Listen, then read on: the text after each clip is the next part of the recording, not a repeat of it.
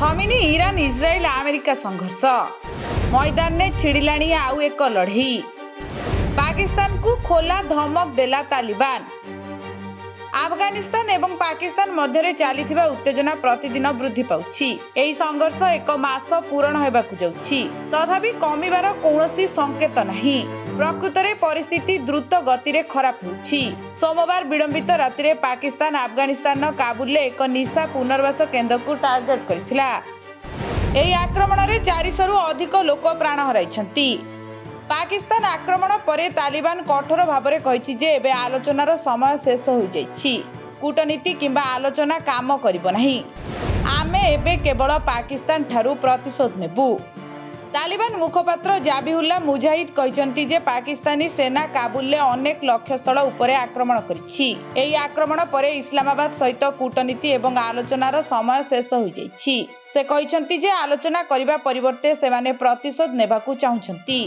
पाकिस्तानी सेना काबुल एक निशा पुनर्वास केन्द्र उपरे एककालीन अनेक बोमा पकाइथिला। आक्रमण समय 2000 लोक केन्द्र भितर थिले। एथिमध्यरु 400 जनकर मृत्यु होइछि, जेतबेले कि 250 जन गुरुतर आहत होइथिबा सूचना रहिछि। अधिकारी माने विश्वास करंती जे मृत्यु संख्या आहुरी बढ़ी पारे, कारण अनेकଙ୍କ अवस्था गुरुतर थिबा कुहा जाइछि। पाकिस्तान मध्य निशा पुनर्वास केन्द्र बाहर अनेक स्थान रे आक्रमण करथिला। आक्रमण रे हॉस्पिटल को बहुत क्षति होइथिला। हॉस्पिटल अधिकांश अंचल निया द्वारा नष्ट हो जाइछि।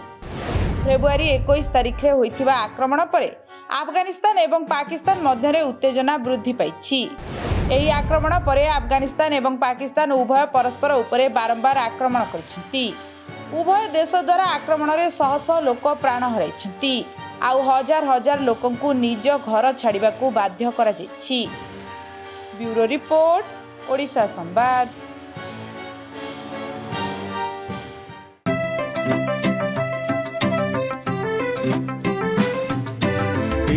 PSG चाहता है चलो कुछ ऐसा करेंगे, देश की शान है हम शानदार रहेंगे, शानदार रहेंगे। TSG गुरुकुल गोठपाटणा भुवनेश्वर।